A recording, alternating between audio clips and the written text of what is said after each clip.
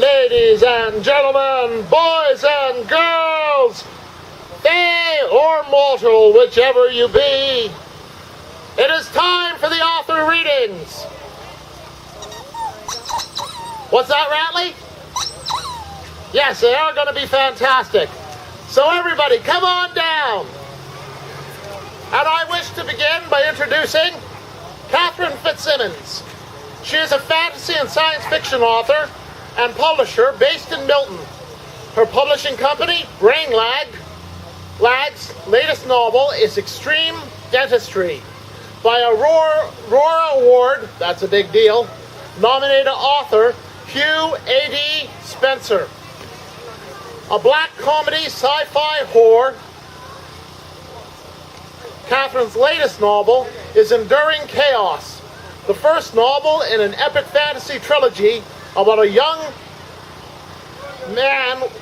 woman with a gift she cannot control, who is caught up in a battle for revenge as old as the gods themselves.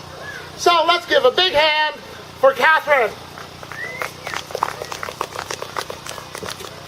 Hello everyone. So this passage is from my latest novel, Enduring Chaos, and this takes place at a meeting between two major characters.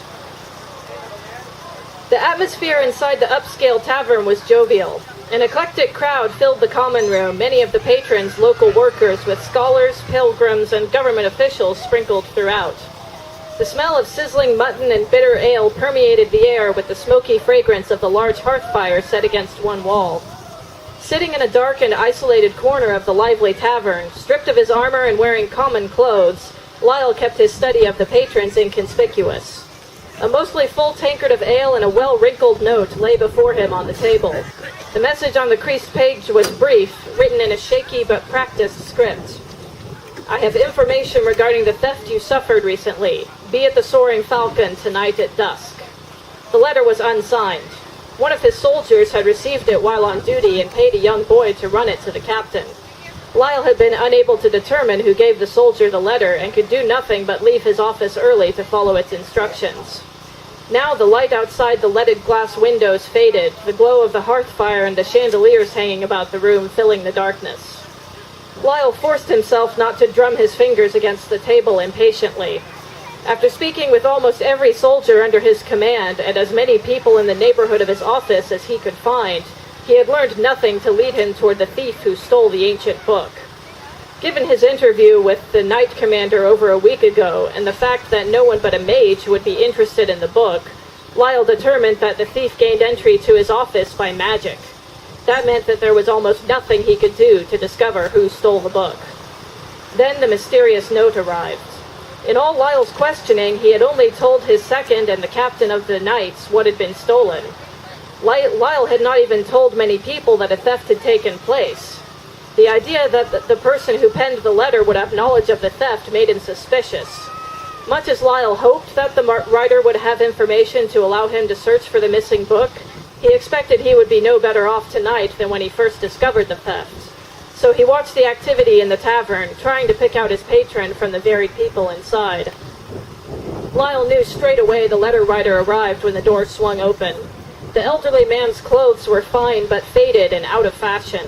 He hobbled into the tavern on a cane. The look he cast around the common room seemed casual, but Lyle could see the searching in his eyes. Lyle didn't move as the older man caught his eyes, then meandered back to his table. The gentleman smiled as he approached, the creases at the corners of his mouth falling into shadow in the dim corner. "Captain Hitchcliff, at last we meet." Lyle neither moved nor offered the old man a seat at the lone chair across the table. Lyle merely watched as the man ordered wine from a passing barmaid and then lowered onto the chair. His face remained impassive, but the slowness with which he sat made it clear that the movement pained him. Lyle said nothing. The more he studied the old man, the more his suspicions rose. The gentleman's accent placed him from Adan, and the wine he ordered came from the west as well. Part of Lyle denied the highly implausible conclusion he had immediately jumped to, yet there were few enough people who knew about the book for all the signs to be coincidence. The maid soon returned with the drink. Flashing her a smile that looked more like a grimace, the gentleman thanked her as she set a goblet down. Picking it up, he swirled the drink and inhaled its bouquet. It is interesting that we should meet face to face only now, so many years after you destroyed my position. All question of who the man was fled Lyle's mind. Here before him sat the catalyst for the adventure Lyle unwittingly undertook almost 2 decades ago. This was the power-hungry warlord who hunted Lyle's party across southern Adan in search of the ancient sword his companion carried.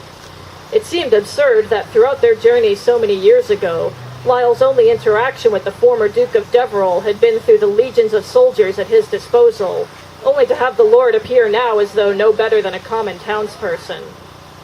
You destroyed it yourself, Parn Gawthrain. Gawthrain grinned, apparently pleased with Lyle's conclusion. Yes, the loss of confidence by my people might have stripped me of my title, but of course none of that would have happened save for the interference of you and your companions. Lyle didn't move. You stole the book. I orchestrated its theft. Gawthrain sipped his wine. Of course, I did not expect the favor to be returned by those with whom I had partnered. Your partners were not endeared to your personality? Gawthrain fixed his eyes on Lyle, the smile fading. I can tell you exactly where the book will be. All I ask in return is a few days' careful avoidance of a certain location near here. Lyle's eyes narrowed faintly. What location would that be? The former Duke studied the dark wine in his goblet. A now abandoned rebel base a few days west of here. The inhabitants were unable to take everything of value with them. I merely wish to recoup some of my losses from their treachery with some unimpeded rummaging. Fitting. I always thought of you as a jackal. Gawthrain gritted his teeth, but bit back any retort he might have made. You will not find the book without my assistance. I assure you, their tracks and mine were well covered. Lyle stared evenly at him. You know more than anyone else what a mage with that book is capable of, and I can tell you now that you do not have much time before they will cast the spell you fear so much. Grant me what I desire, and I will tell you everything you need to know. Lyle studied Gawthrain for a long moment. The former Duke's request seemed innocuous enough, and Lyle doubted this so-called rebel base would conceal any considerable wealth. There must be enough to be worth risking a meeting with Lyle, along with vengeance against those who had wronged him. Lyle didn't like the idea of assisting in Gawthrain's plans in any way, but he knew it was the only way to track down the book. Still, something bothered Lyle. I thought one needed the sword to cast the spell. Gawthrain was unfazed. Not the sword specifically, just some personal connection to the subject of the spell, and I found a new one. He took another sip of his wine. But I will say no more until I have your assurance, your word, that I will have what I ask. Lyle frowned, wondering what other personal connection Gawthrain could have discovered. Fine, you will have peace for your scavenging. His eyes bored into the former Duke. As long as you leave Fenaria once you are done. Gawthrain pursed his lips, but eventually nodded. I would far prefer to return to Adan in any case. Where is it? The book travels northeast with a group of mages 18 strong. Lyle raised an eyebrow. Gawthrain flashed him a cutting smile. It is interesting how hardship brings like-minded people together, is it not? Many of them were cast out, I believe, shortly after you and your companions thwarted my previous plans with that book.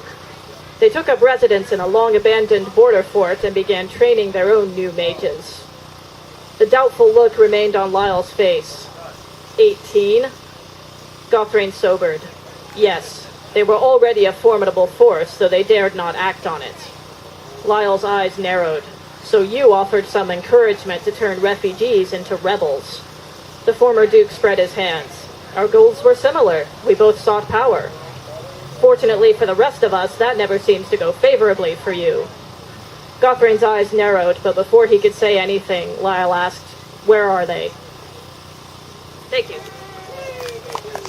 This reading brought to you by Worlds Apart, a tale of love and hate spanning 2 universes, and the other fine works of Stephen B. Pearl, available at www.stphenpearl.com. That's www.stephenpearl.com.